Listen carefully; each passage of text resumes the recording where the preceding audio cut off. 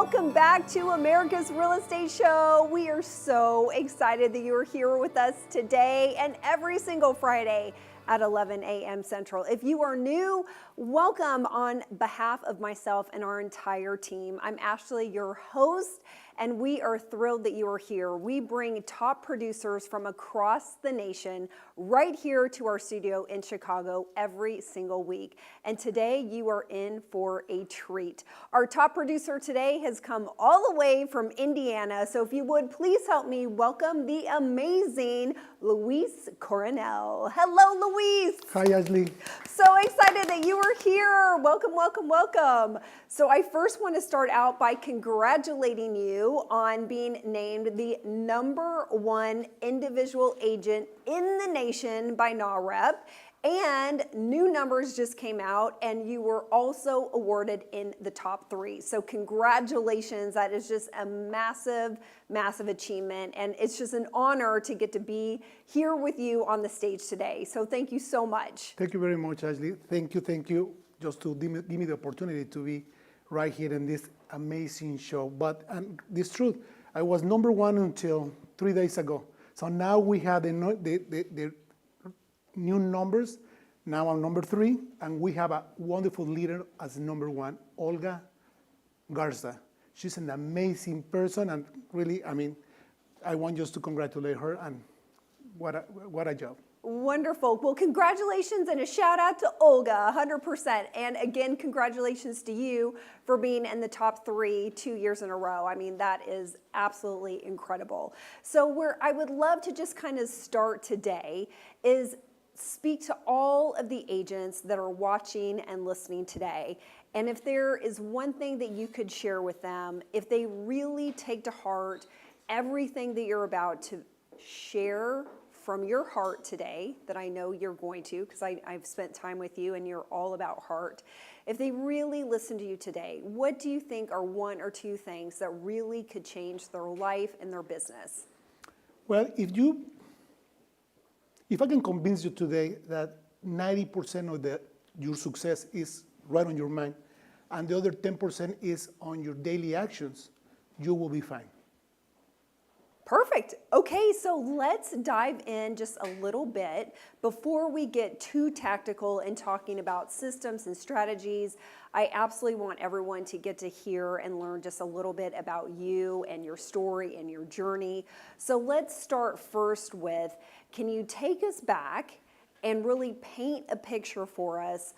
What was it like to move here to the United States, not knowing any English, and the very first job that you got was washing dishes?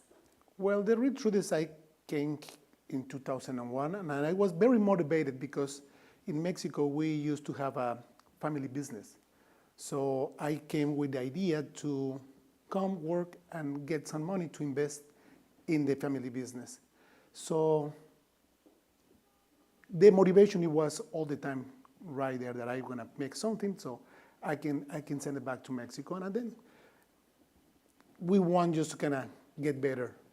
And eventually, things start changing, and eventually I decided not to go back to Mexico. So I stay here. I see all the opportunities that we have in the United States, and well, eventually I decide not to go back. And tell us a little bit about the company that you started working for. Well, this is a banquet facility company, is a catering company, and they used to be the biggest company in Indiana. And I started as a dishwasher, but they give me the opportunity to little by little to start escalating the positions. And after a few years, I become operations manager for one of their facilities. Yes, and what I love about that, what I've come to learn about you and every top producer that is with us, the drive and determination is just off the charts. And you did not really wait for your company to decide that they were going to promote you, right? You just shared that you had been moving up, but it was always because you were so proactive. And that was really one of your dreams when you were working for them, is that you wanted to become an operations manager. And you had the courage to really tell somebody at the company that that was something that you aspired to. So can you tell us just a little bit about, what happened in that conversation? Because I know they shared with you that they absolutely wanted you to win. And there were a few things that they needed you to do. So what led you down that path? Well, I mean, the business, I mean, I really love that kind of business. I mean, it's amazing. And that family treated me really well. So in a certain point, I asked one of the owners, and I said, then I really would like just to kind of move up. At that point, I used to be a captain, like a captain waiters. And I asked, I really want just to move up. What I need to do, I want to be operations manager, and eventually I want to be general manager. So what I have to do, and the thing that he said, Luis, you need to have at least 2 years of college. And I say, okay. And I started thinking about it because at that point I was not legal in the country. So it's going to be a little difficult. But eventually, looking around and just knocking doors in universities, I found the university that will help me and enroll me for this new journey. And so you did put yourself through college, and I think that there was a very pivotal moment. One of your professors, right? And I love this about, everybody's story and journey, is that we always have people in our corner who really just shift our mindset. And you had a professor who came up to you and, really, really kind of made you a little bit nervous because, again, you really were in that process of learning English, and it blows my mind that you got yourself into college and you still didn't know the language very well, but you were not about to let that stop you. So can you take us back to that time and share that story about that professor who they weren't going to give up on you either. Yeah. And it really helped you kind of get to that next step. So tell us a little bit about that. Well, it was... Actually, it was my first class, and it was English. And I mean, I'm still working on my English, so I mean, obviously it's not perfect, but I was, the first assignment was just to do an essay. And I don't remember what it was. So I started doing it, and I passed my writings. I passed it along to all my co-workers at that time. I said, can you just tell me, I mean, if this is right, is wrong, what I need to change, and I would just pass around. It was kind of the homework of everybody's homework. So I changed everything and then just send it back to the professor. And eventually, at the end of the class, he said, hey, Luis, I need to talk to you. And I said, okay. So it was just amazing. It was the whole paper. It was with red marks all over. So it was just like, what happened? So it was, I think she helped me, and she said, Luis, I just want to understand that you're not coming to the university to learn English. And I understand that, I mean, this is not your first language, but you need to do way, way better. I cannot kind of make my notations just like everybody else. I mean, I need just to be like flexible with you, but I mean, the only way that you're gonna pass my class is you need to show me improvements. And you need to do it again. And she came back to me again and left. And right when I was driving back home, and I was thinking like, why, I mean, I'm just wasting my time, and this is not gonna happen. But as soon as I just park, and I say, I mean, that's going to be really nice. What happens if you, in 4 years, you will have your degree? How that's going to change your life, your family's life? And then they're going to say, well, I have to do it.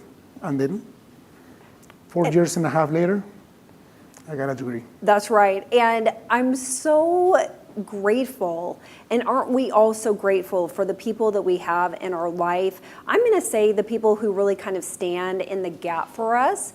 And aren't you so grateful and thankful? That's what I heard you just say to that professor for saying, you know what? I have to think of you and treat you just like everybody else. Yeah. And I can't play favorites, right? And so she really just raised that level of expectation for yourself, and you believed, and you were just like, you know what, I'm gonna do this. You did not let it discourage you. You actually let it fuel you and encourage you to really keep going for that degree. And I remember you shared with me that you got yourself a translator, and I mean, you were doing everything that you could. And so I just think it's just an amazing, amazing story of determination and just the belief that you had in yourself and you weren't going to quit. So I just really want to applaud you for that, because look where you are today, right? It started, that one domino started just this incredible journey. Mm-hmm. And so the next thing that happened is you did end up becoming an operations manager for your company. For the company, actually, just probably, I mean, like 2 years later, I just presented my certificate to the owner, my boss, and he said, 15 days later, they promote me. And then I get it just right on the, so it was just amazing. I was just kind of so happy. I think like, oh, this is the best thing that I can, probably at the time it was my goal, and it was just, I reached it, it was just so happy. Yes, and it was like one of those dreams. You were like, okay, yes, okay, I achieved that dream. You know, you got your college degree, you became the operations manager. Everything is just, you know, in that flow. You're in that state of flow at this point, is what I would say. Right. And you shared with me that an amazing thing happened. I mean, it's kind of like the and suddenlies that I like to say happen in our life. So it was kind of like, and suddenly these doors opened, and now you became exposed to a group of real estate investors because of the role that you had as an operations manager at your company. So talk to us a little bit about what happened when all of a sudden you met this amazing group of individuals. So tell us, pick up the story from there. Well, it was one of our clients, and they started. I mean, and they worked with us for a long period of time, but I never pay attention on what they were saying. I mean, I know it was real estate, but I never pay attention. So one of those days, I just kind of stand up right on the back, right on the dark, and I start hearing what they were talking about. I mean, they were saying like about the real estate, that the probably is one of the best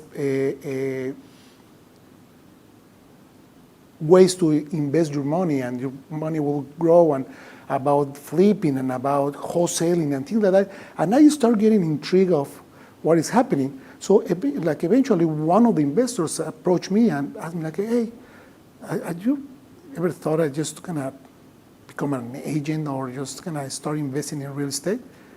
And I said, well, I mean, actually I just kind of start thinking, I start hearing all your conversations, and then it's when I start kind of, something start sparking right inside me, and I start doing my due diligence. I start like, what I should do, and start making some comparisons on, you know, probably I start kind of, if I start doing this, and my job probably is going to be good.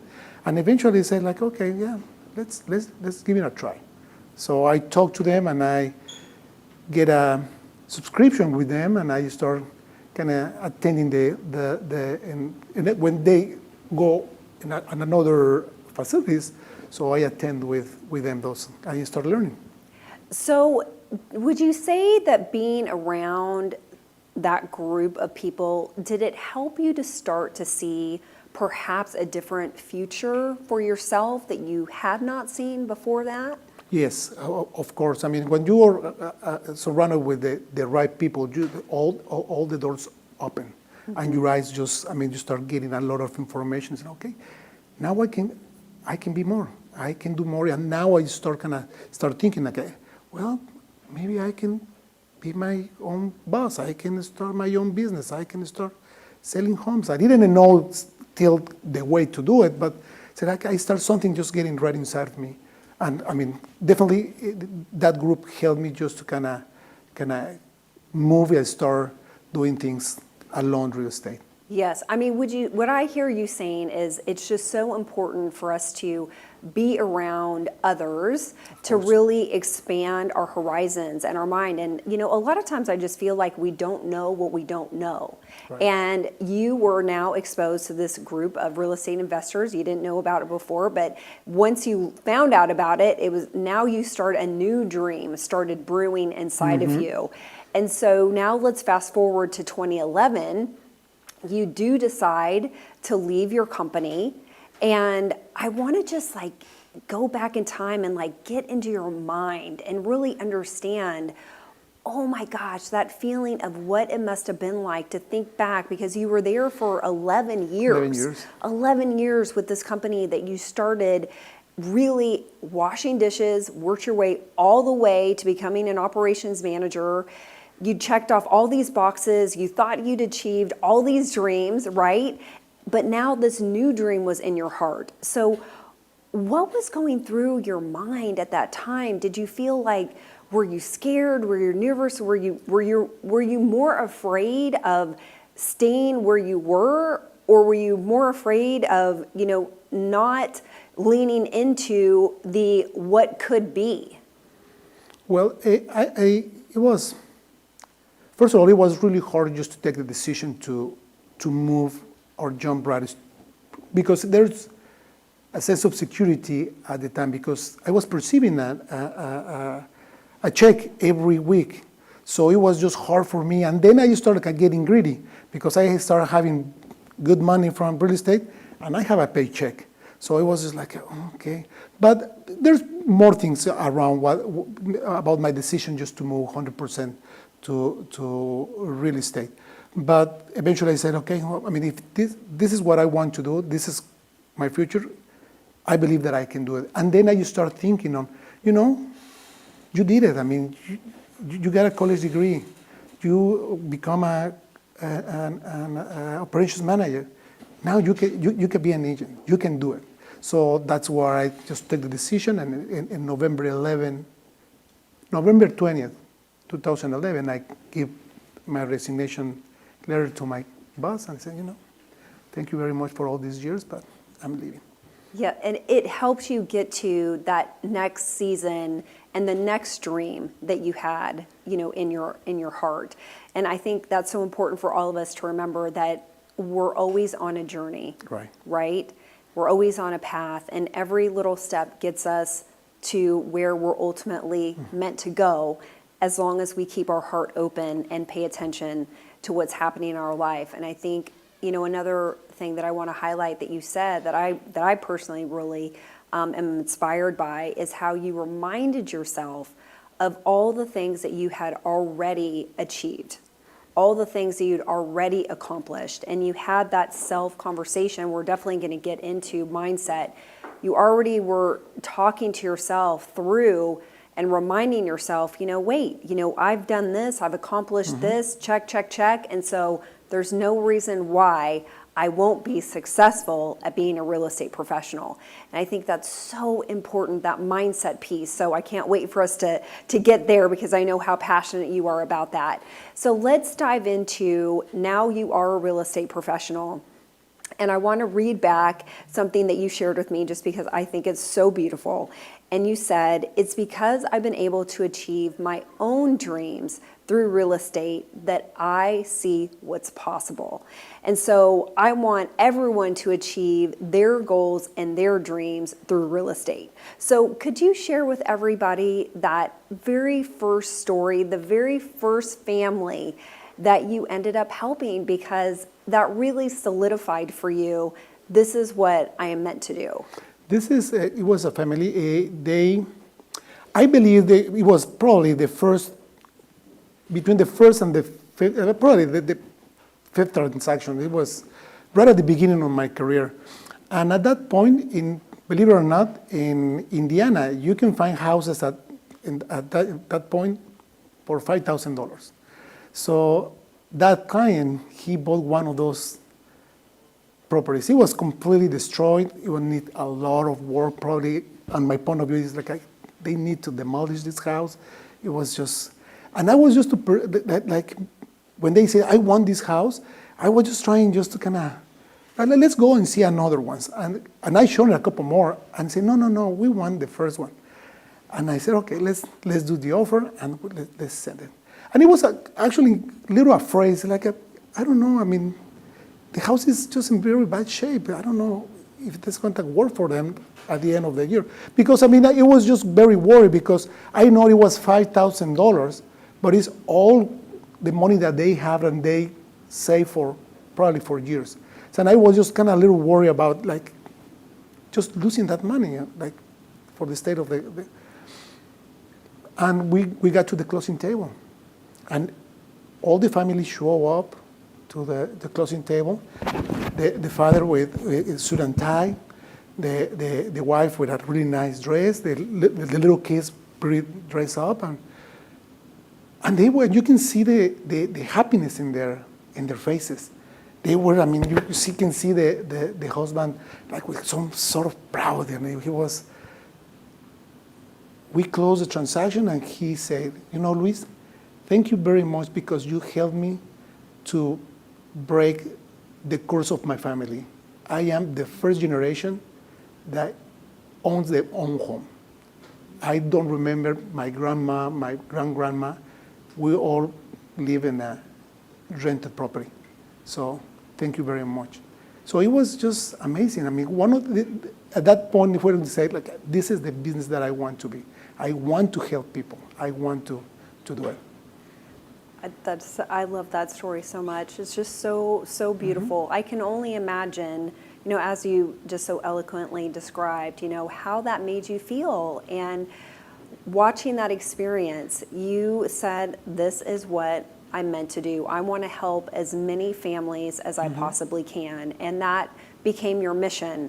And that is why you were number one, and again, top 3, right, in the nation, because I really do believe that, and that what you just shared with everybody is that you come from your heart of, I want to truly help as many families as I possibly can. Yeah. And that's your mission. So let's transition a little bit into your routine and your mindset, as we were just talking about a little bit earlier, because that drives everything, right? Our mindset truly does drive everything. So I want to share back with you something else that you said to me that I thought was really, really important and beautiful. You said, I need to calm my mind and motivate myself to start my day. Everything is mindset. Regardless of what's happening in your life, you have to surround yourself with good things. Right. So tell everybody what you mean by that, and what types of practices do you go through on a daily basis to keep your mind right? Well, like, everybody has different things happen in their life every single day.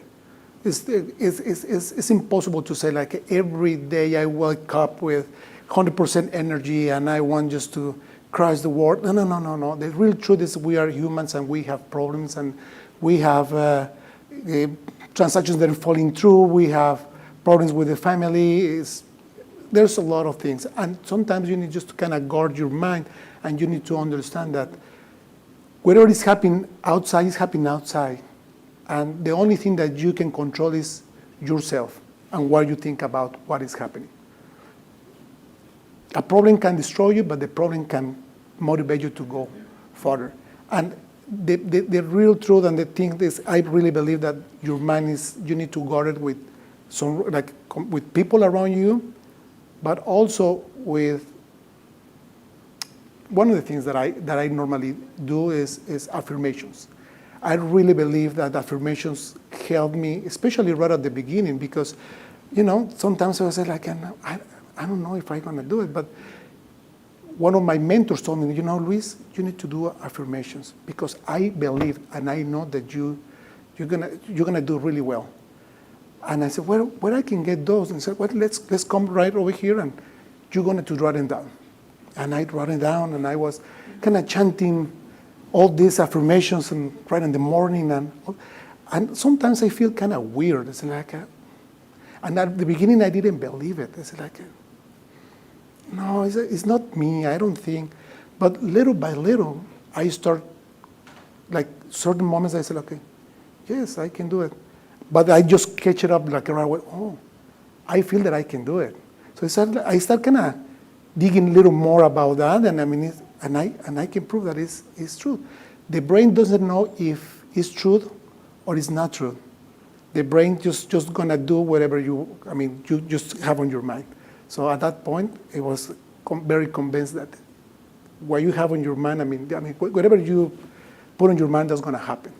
Either if it's good or bad, that's gonna happen. So can you share with us maybe one or two of your favorite affirmations that you say on a regular basis? And I love how honest you were right there, just saying, you know what, gosh, at first, like I didn't believe it. I didn't believe what I was saying, but you just kept doing it over and over and over again because, I mean, science does show, right, those neural pathways. We have the ability to create new ones. And that's exactly what you were doing, and you still continue to do every single day with the words that you're saying to yourself. So talk to us a little bit about maybe what are some of those one or two favorite things that you do say? Well, I mean, it's just, I start kind of thinking, and normally I do it right in the morning. I think it's probably, to me, it's probably the best time to do it. And I start like, you're healthy, you're rich, you're competent, your family loves you, people around you want to do business with you. And I start going and going and going and going. And I start with 5, and then I put 6, 7. And most of the times I have a sheet that I just write it, like I read it. But it's amazing, and I really believe that it's changed my mind. 100%. And now, do you say these in the mirror? Do you close your eyes? Do you have a certain routine?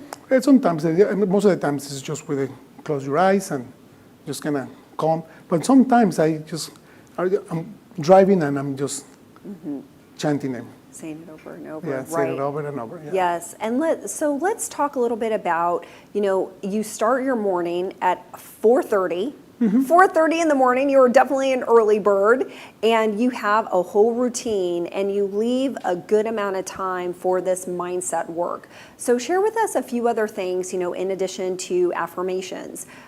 Do you read? Is there certain music that you listen to? I know that there's probably, kind of, again, just the state of getting into flow. And I love how you said that first thing in the morning, you're really trying to calm your mind, and you're also really trying to tell your brain what you want it to think for that day. And that takes getting peaceful and quiet, I imagine. So can you maybe just paint a picture for us, what this looks like for you? Well, this is just a variety of things that eventually with the time you're gonna do. I mean, sometimes most of the times I do affirmations, but a lot of times I just put some music, and I start. Sometimes I don't know. Sometimes I feel that I need to pray, and I pray. Then sometimes I need just to kind of hear jokes. So I got some jokes, and then I need some jokes. Sometimes it's gonna be, and everything's going to depend on you, what you need at the moment. Right. I love that. Okay, and so now when you have gotten your mind right, now the next thing in your routine is script practice. Well, I mean, the next one is exercising. Exercising, okay. Exercising. So I just go and do some exercise. I have a little program that I love and I've been doing for a couple of years. Works for me, but I mean, exercise helps you just to kind of get the flow and just wake up your body, and then just start like, and after you have your affirmations and you work out, I mean, you feel invincible. Invincible. Yeah. I love that. Yes, we have to take care of our whole being, right? That's right. Emotionally, spiritually, physically. And so you're hitting all of those. And so now we're at script practice. Yeah, script right? practice. But one thing that I want to share before just keep going, is I have one of my coaches long time ago. He told me you need to live under schedule. So you need to live hour by hour, and you need just to watch how you spend your time. And that is the way that I bought it. I bought it. I mean, it's true because, I mean, if you don't line up what you're going to do on the day, eventually you're going to start wasting your time. And that's the way what I start, and I have it on my, you see it, it's on my schedule, everything that I need to get done. So after a workout, I practice scripts. I really believe that practicing scripts is part my obligation as a real estate agent. I need just kind of bring the best information and the best to my clients. I had just to bring the best information, and I practice in my scripts will help me just kind of, how I can say this. Have the confidence. They have the confidence. Right. They have the confidence, and they know that I'm doing my job well. Yes, and let's remind everybody, I mean, you've been in the business for about 15 years, Yeah. Is that right? And what I just really, like if I had a pen and paper and if I was highlighting, and taking notes, what really burns in my brain is that you have been in this business for 15 years and you are still doing script practice every single day, Yeah. and how important that is. And so talk to us a little bit about how you're doing that. Are you doing it with other agents? Are you doing it in the mirror? What's kind of your routine for your daily script practice? So, sometimes I do it with another agents. Sometimes I do it with my own agents. Most of the times I do it by myself. And actually, you have just to spend, because most of those scripts, probably after years, you kind of know them. And you need just to spend 10, 15 minutes, 20 minutes, and that's enough. So, but I mean, it's important just to keep practicing. Professional athletes, they practice every single day. They practice the same game or the same throw or the same shoot hundreds or thousands of times just to do it. So we as a real estate agents, as a professional real estate agents, we had to practice. Have you found that a lot has changed in 15 years, or do you feel like you still pretty much receive the same questions, the same objectives, right? Are they still kind of the same? The objections are always the same. How long is it going to take my property to get it sold? What is the commission? And what are you going to do for me, for that commission? So, I mean, always is kind of the same, always going to be the same. So you're always prepared with how you're going to respond. And I imagine that there's different types of scripts that you kind of role play with yourself, whether it's a buyer or a seller, or a FSBO or so talk to us a little bit about, is it each day, do you take maybe a different subject matter, or, what's kind of your process there? I like to do it like by week. This week I'm going to do for sale by owners. Next week I'm going to do just list is just sold. Next week I'm going to do this. So this depends on difference and whatever you really like to do. That's perfect. Well, I love how you mix it up and you know exactly which script you're going to be practicing. That's perfect. Again, you have it all planned out. And yes, I did see your calendar. When we were prepping for this call, you were like, Ashley, let me show you my calendar. And absolutely every single thing that you do is time blocked, from anything professional to personal. Yeah. It is all in your calendar. So I would say the next part of your day, and we're still in the morning, by the way, with everything that you're doing, is your lead generation and really touching base with clients. And I almost don't like using the word past clients, because I feel like they're always your clients, right? Even though they might not be doing a transaction right this second, they're still your client, right? Yeah. So let's visit just a little bit about what your lead generation and following up with your database is, because those are really kind of two different categories. But you spend about 3 hours, would you say that's accurate? So you spend about 3 hours every single day doing lead gen and following up. So talk to us a little bit about that. Well, lead generation is probably, it's very important, because that is bringing money to your business, the lead generation. And a lot of people, we don't really like to do it, but I mean, it's probably the most important thing that you need to do. 85% of your everyday actions needs to be income. You need to 85% of those actions, they Need to be generating revenue, right? Just income revenue, so that you need to spend more time on that. So it's very important just to kind of sit and talk with people. So let's visit about when you're calling your clients, right? I don't like using the word past clients, so your database. How do you make each person feel special? Because I feel like maybe some agents struggle with, okay, how can I call with a purpose? And I feel like when you are making those phone calls, you really are calling with an intention and a purpose in mind so that people do feel special, remembered, cared for, and they are not feeling like you're calling to market to them, right? So let's maybe visit a little bit about how you do make these calls with a purpose. And I know there's a certain system that you like to use. So let's visit about that. Well, the real truth is like most of your clients, they're really happy. I mean, and that's my perception. They're really happy to receive a call from you. And they feel like, I mean, when you just said that, well, thank you very much to take my call, I really appreciate this. I mean, and they really want to talk about their home and they want to talk about real estate. Probably, I would say like real estate is one of the, like everybody wants to talk about it. So when you just call in and say, you know, I got a really great news for you, Mr. Gomez. The rates already just went down 2%, so probably it's a really good time to refinance your house. No? But we have, you need to bring, or you need to come always with something with value, so they can just keep answering and talking to you for at least 1 minute.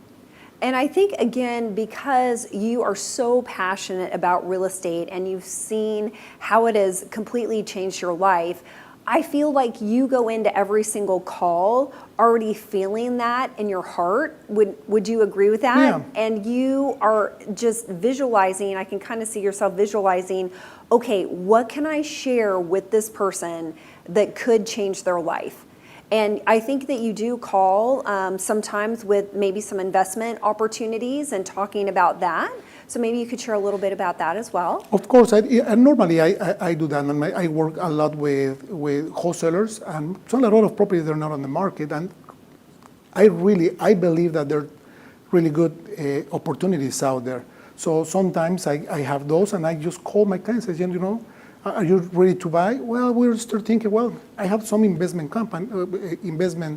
properties that you can get, and I just start giving all that information, and a lot of them, they start like, okay, but let me think about it. And sometimes, okay, can you send me the properties information? Yes, sure, I will send you a text message with that information. So it is, as I said since the beginning, I mean, my life's changed with real estate. I want to change the life of everybody to real estate. Yes, and on top of that, I'm sitting here thinking you have heart and you have systems, you know, together. You've blended both of those together so beautifully. And I believe that you use a system, is it a Mojo dialer and the Mojo CRM? Oh, yes. Is that right? Yes, it's a dialer that we use just to connect. It's a CRM that we have we put all our contacts right in there, and then I make those calls, and I have an assistant that helped me to make those calls too. So we just share the dialer and we call our list of people. Yes, well, and it sounds like that keeps you really organized and very focused. So tell me, does your assistant put your clients, you know, into this particular database? So then, again, because you're doing this every single day, when you open up the CRM, the dialer is already ready to go. When you're making your phone calls, you're making notes, and so the very next day, it already knows where you left off. Is that about kind of how it works? Yes, that is the way. So when I finish today, so next day I just put my headset, and then I start making my calls, and they start where I left one day before, and then we start the calls.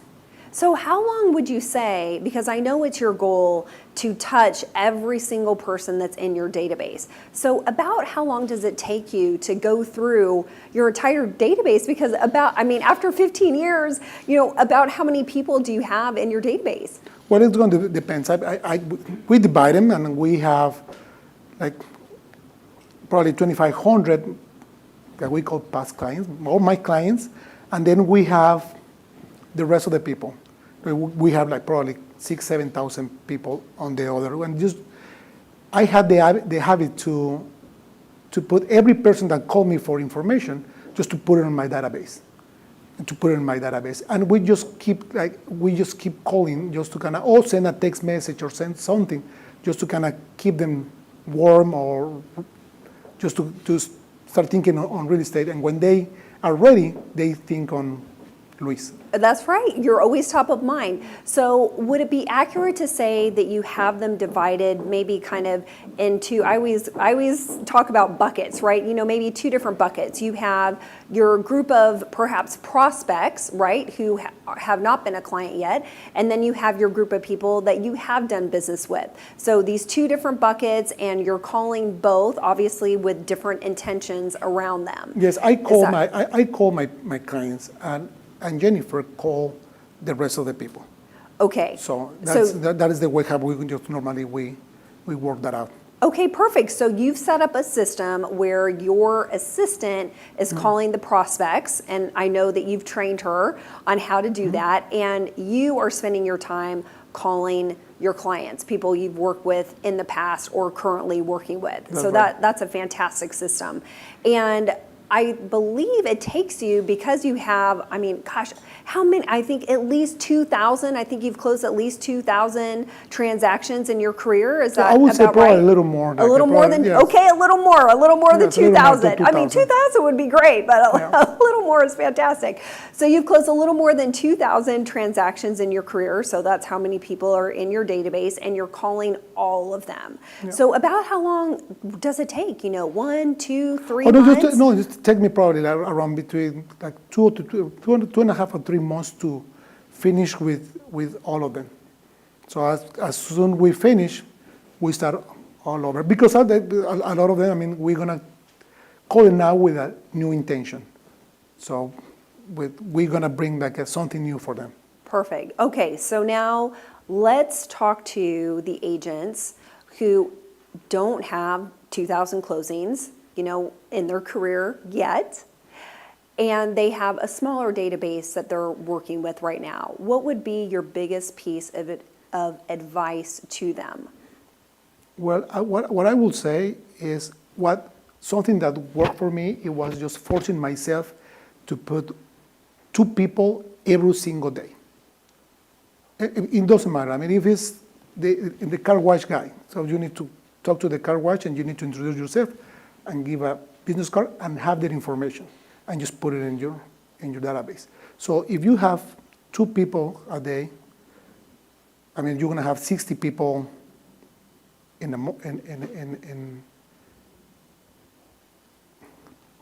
You're gonna have 60 people in a month, and then if you are in a year, you have already about 700, like 600 people already over there. So you can just keep going. A lot of them, eventually they're gonna buy. Eventually they're going to refer you to somebody else. But it's doable. Another thing that I do normally, especially with new agents, I ask them, first of all, like, how many people you have on your phone. And a lot of days, I have 200 people. Okay, now you need to call each of that people. And you need to introduce yourself and send a text message with your business cards. They need to know that you're a real estate agent. And ask them, can I call you in a month, just to kind of see if you can refer me with somebody else? And people, especially if it's in your phone, they love you. They want you to be successful, and they will help you to reach your goal. Luis, I love how you just broke that down. I love numbers and data, and I feel like for everybody listening, 2 people a day, I feel like breaking down that number into that step can really be helpful. So thank you so much for sharing that. So that's the goal, right? Yep. 2 people a day to add to our database. That's it. I love it. So we can end up with hundreds by the end of the At the end year. of the year, yeah. I love that. So I want to share back something that you told me about your transactions. And this is really what led you to start building a team around you. So you shared with me, I was doing 50 transactions by myself, and I thought I was going to have a stroke. I probably would have too, right? If I'm doing 50 all by myself. And you said, I doubled my production after I got the right assistant because it freed me up to do the revenue generating activities that I needed to do, right? So now you decided, I need to find a way to have someone else do everything else if it does not fall into my lane, into my zone of genius, into my revenue producing activities. So let's talk about that mindset and that shift, that you went through, because I'm feeling like a lot of agents at that time could have allowed themselves to get totally burnt out. They just could have been like, oh my, I can't do this anymore. Like I can't keep, living like this. This is a lot. But you, again, turned it into fuel and you let your brain go to work for you, because I think that's so important. I think that we need to tell our brain what we want it to go figure out, because our brains are like little mini computers. Right. And so I feel like you told your brain, okay, brain, how are we going to figure this out? And the answer you came up with, I need to build a team around me. So take us through that process and how you ended up building all of that out. Well, you're right. I mean, it was just around 50 transactions. It was a lot of work, a lot of calls that I was receiving, and it was just really, honestly, it was miserable. I mean, it was not like what I was expecting, and I didn't live my life just like that. And the real truth is now was something that popped up in my mind. It was one of my coaches. He said, Luis, I mean, it's time to get an assistant, because I mean, you're gonna get in a stroke or you're gonna get burned out, and that's not gonna do any good to your family. So you have to do something, and you need to get someone to help you. But it was really hard for me because I want to control everything. Mm-hmm. I thought it was me as a Luis is the only person that's gonna trust, my client gonna trust just on me, not on somebody else. It was really hard for me just to kind of delegate it or let it go, and just to be convinced myself, like, okay, let's give it a try. We're gonna try for a couple months. It works. But obviously, it was just also worry a little bit about if I'm gonna make enough money just to pay the other person. But at the end, I just have to get a decision. I said, okay, let's get this assistant, which it was amazing. And I went from 56 transactions to 115 or something like that. That is amazing. So, I mean, you essentially doubled your production by getting the right person in on your team. Yeah. And that, I'm just like, I want to highlight that for everybody. And thank you again so much for being so honest and vulnerable and saying, I was nervous, I was scared, I didn't know how I was going to pay this person. We have all these things running through our brain, right? Because you didn't know what that looked like. You only knew what it looked like, that you were the only one doing production, and you knew that you were it wasn't sustainable, essentially, right? Yes, it wasn't sustainable. Mm-hmm. And so what I feel is important for everyone to hear is you figured out a way to scale, because you wanted to scale. Right, yes. I mean, someone else might not want to, and that's okay, but you wanted to scale. So one of the things that I think that you put into place, and tell me if I'm missing the mark here, so that you didn't feel like you were out of control, that you were still the leader, of your business, is that you have weekly meetings with your transaction coordinators. Now, at this time, you have 2 because you're doing such a high level of volume. At the beginning, you started with 1. So let's talk about the meetings that you have with each of your transaction coordinators and how that helps you remain the leader of your business. Well, yes, the business grow, and now we have 2 transaction coordinators. We have an accountant. We have a lead generator. We have someone in marketing, and we have our front desk person. So we grow. I'm the only agent, and it's very important just to kind of set up expectations with your team, and you need to kind of follow up and just to kind of not control, but you need to kind of guide them to do what you expecting from them, just to kind of get done. I believe that these meetings will help me just to kind of be inside the business still, even if I'm not I believe that I'm not the best person to handle all these documents and all that stuff. I mean, I know that I'm good selling houses, not handling documentation, not handling papers. And I know when I get this, the Michelle, Karen, I mean, they're really good with that. So I know for sure, since when I hire them, that they are the right person. So that is one of the things. But just to be all the time accountable, that's going to rise up the bar, and just to keep professional, and the people around our clients, they know that I am there.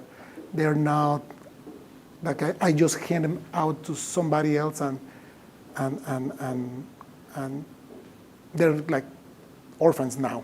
So with an assistant or with somebody else. Right. I'm so glad that you brought that up and that you said, setting expectations. So I'm curious, what does the conversation kind of look like with the clients that you're working with in making that handoff? And do you introduce them to the transaction coordinator? Do you explain, what the process is going to look like? Do you give them their cell phone number and say, hey, now Michelle is going to be your person, contract to close? Visit a little bit about, what that looks like. So again, you said, I don't want my clients to feel like they're orphans or I left them. And I feel like a lot of agents might be asking themselves that same question. Well,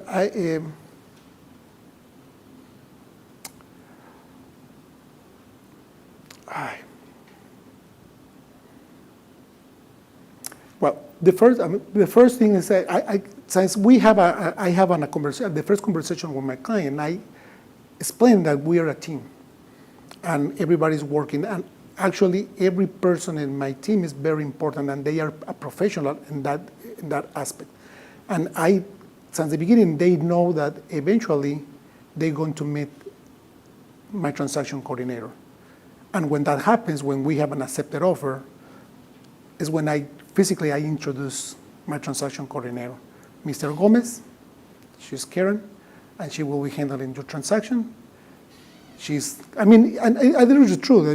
She's very good with all the documentation. She will help you out through the process. If you have questions, you can call her. But you have my cell phone, you have my direct line. If you had any questions, concerns, you can call me anytime, or you can send me a text message. So I don't want you to feel alone, or that I just send you to somebody else. So, and I think that everybody is they accept in a well manner. Absolutely, and because you have that conversation ahead of time and you introduce them to your transaction coordinators, and they understand that they're an extension of you, right? And another thing that I think is so beautiful in the way that you've set up your team and your system is that you also have weekly meetings, not just with your transaction coordinators, but your entire team. And those usually happen on Wednesdays. And so it's really important to create that synergy, right? And I think culture, how important do you think that is just to keep, a great team going? Well, it's a culture. We want everybody be happy and work. Somebody that works happy in one place, they're going to last for a long time. So that's what we want, just to kind of keep like a really nice environment. So Wednesday we have like the club book. So somebody pick a book and we read it for a month, and we share our portion every single week until we finished. And now we have like the cooking time. So everybody, like not everybody, like everyone, like someone will bring different dishes on Wednesday to eat and talk and start talking. And it's not just to have fun. Everybody's just like, what is happening in the business? Why you see the business? How is your number of transactions you have? So we have some sort of conversations with everybody, and everybody like learn a lot of what is happening around. Yes. So I had this problem with this kind of transaction. We just find out that it was this kind of problem. So everybody started like making opinion. Okay, you should handle this problem just like this, and you can handle this that. But I mean, it's just amazing how much you can learn on that kind of little meetings. Yes, well, what I love that you're saying is that, yes, you are making it a business meeting because everybody is there to really share what is going on in the business. That also allows you an opportunity to know, really inspect what is happening because you are the leader of your business. So it gives everyone the opportunity to share. And at the same time, you're also pulling in this element of community. Right. You want everyone to feel part of the team and that they're sharing. So I love that you came up with this Book of the Month Club so that all of you are reading the same book at the same time. And so you're teaching and talking. So everyone has an opportunity to share about something that now everybody has in common, which I think is really cool. So what is maybe one of your most favorite books that you all have read together? Well, I mean, there are several. I mean, one of the last ones, it was, not the last one, but my favorite probably is one is The One Thing. The One Thing. The One Thing is for Gary Keller, and he's the owner of Keller Williams. And one of the really, I love that book because that teaches me like there's just one thing that you can do at the time. There's not like we say like we are multitasking. That is a lie. There's no exist multitasking. Even the best computer in the world do one thing at a time. Fast, but one thing at a, and this is what is happening on our business, on our family. We need just to kind of teach me just to be kind of laser focused on just one thing at a time. If I am working, if I'm in a business, I just focus on what I'm doing. If I'm with my family, I just focus on my daughters to be with them. If I'm in church, I just to focus on church. So when you spend just that little time but focus, I mean, probably you're gonna get more out of that than just trying to do everything on once. Oh my gosh, yes. Thank you for giving all of us permission to just do one thing at a time, and that multitasking Doesn't work. just doesn't work. Thank Doesn't you. work. Thank you for giving all of us permission just to say, hey, I'm 100% in on this one particular activity at a time. Okay, Luis, I cannot believe how fast time is going, so don't go anywhere. I have like one or two more questions for you. Live streamers, don't go anywhere. We're gonna take just a quick mortgage minute pause. And so what I would love to do now is welcome an amazing woman who is 30 years in the lending industry. Please help me welcome to our show, Miss Irma De Leon.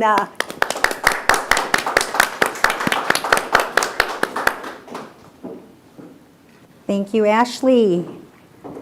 Luis, I really enjoyed, it's actually a pleasure and an honor to be sitting in front of you right now. I really enjoyed your story. One thing that really stood out for me is that you said your family had a business in Mexico, right? Mm-hmm. And you carried that entrepreneurial spirit here to the United States, and look how successful you are. You didn't let any obstacle keep you from getting to where you're at today. So thank you so much for driving all the way from Indiana and joining us here in Chicago and sharing your story with us. Thank you. Let's give them a round of applause. Hi, my name is Irma De Leon. I'm a 30-year veteran in the mortgage industry, and I'm a proud single mother of 2 amazing sons. We all know that consultations are a very important part of your business, and it might be a buyer's consultation, a seller's consultation, or even a renter's consultation. Today we're going to focus on renter consultation. So when you meet with a renter, you're probably going to get to know them, and you might even use the Ford method, which has been taught by Eddie Garcia, the CEO of ROA, at some of his masterminds, where you ask them about their family, their occupation, their recreational, so like hobbies, and their dreams, or their goals. So you get to know them a little bit. Then you may ask them what motivates you or is motivating you to rent, and so you find that out as well. Then you ask them the question of what is your comfort level with the payment that you're looking to make as far as a monthly basis. And it may be a payment that is equal to or greater than a mortgage. So as we all know, and we've heard, 72% of renters want to buy a house, but 50% of them don't know the process. So this is where you can leverage your lender. Invite them to the conversation where they can talk with the buyer or potential buyer, so potential renter, and talk to them a little bit about their finances.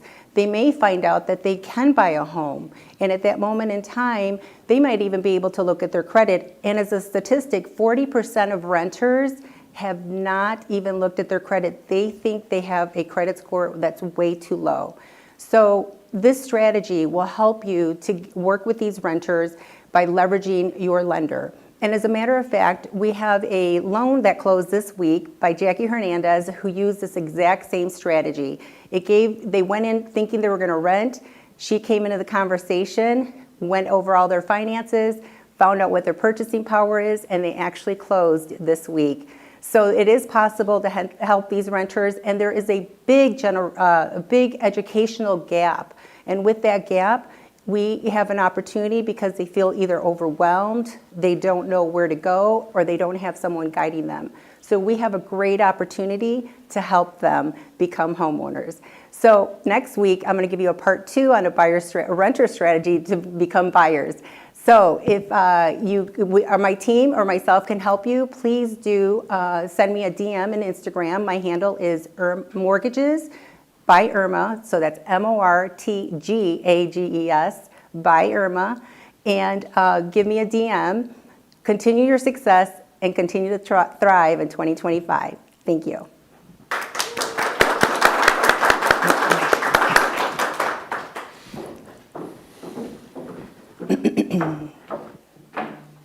All right, yay, Jackie. Congrats on that. That's awesome. And we love Irma. Please DM her if she and her team can answer any questions for you. They are absolutely amazing, and you will receive the most amazing service and just collaboration with Irma and her team. So make sure to DM her. Okay, Luis, we are about to wrap up. Again, just thank you so much. This has been such an honor to share the stage with you today. Again, just a huge, massive congratulations on being named the #1 individual agent by NAHREP. And now also the numbers just came out again. You're still in the top 3, and that takes amazing dedication and all the systems that we just talked about today. And so I'm just curious. I mean, I know you shared with me that, awards and recognition, aren't necessarily, your love language, but it is so huge that you accomplished this from where you started to where you are now. So I'd just love for you to share with everybody, how did that feel? How did that feel when that happened for you? I mean, this is a sense of achievement. I mean, I feel really good, and sometimes I feel like, okay, I just get there. I'm already there. But after a few days, after everything happens, okay, well, now what is the next thing? Yes. So it just keep motivating just to go farther and farther. Yes. So this is just, I mean, it's a wonderful, feeling, and I feel like, obviously, I mean, you can feel the sense of achievement, no? This is just, it's really good. Can you even imagine what your life would be like today if you had not said yes to yourself and yes to going into real estate? I think a lot about that, and probably I would be working for somebody else right now. Probably in the caring business, because I really cannot like that. It's just, but You know, I don't know. I cannot. It's just I believe that I will be. If I don't do it, I will still there. But no. And all of the lives, so many, over 2,000 families that you have helped along your journey, that has to just touch your heart and just bring you such immense joy. Right. So you've already achieved so much. And I mean, can you speak to the agents that are out there, and especially, those top performers, right? I think sometimes when we get to, this one level that we had for ourselves, how do you keep going? How do you keep coming up with what's the next thing on my list that I want to accomplish and achieve? So what's next for you? Well, next for me, I want to break again my barrier of 300 transactions per year, and I want to keep it on that way for a few more years. But it's possible, and I'm gonna reach it. That's right, you're gonna do That's it, for and sure. then we're gonna have you back when you hit that 300, and Sounds great. you are so close. You're so close. Thank you so much for Thank you being very with us much. today. This has been such a joy, and so I'm just gonna share with our live stream audience right now. Thank you again for being with us today and for tuning in and hearing Luis's story. We all hope that you took at least one or two nuggets away and more from what he shared, and that it really is going to change your life and your business. So make sure to tune in over the weekend. We will be announcing who our next top producer is going to be on Instagram. So make sure to follow us, America's Real Estate Show, and subscribe to our YouTube channel, because that is where we put out all of our information. So if you want to be in the know of who is coming up next week, and again, we'll be announcing it over the weekend, make sure you are following us, America's Real Estate Show, on Instagram and YouTube. Thank you so much for being with us today. I'm Ashley, and we will see you next time. Bye for now.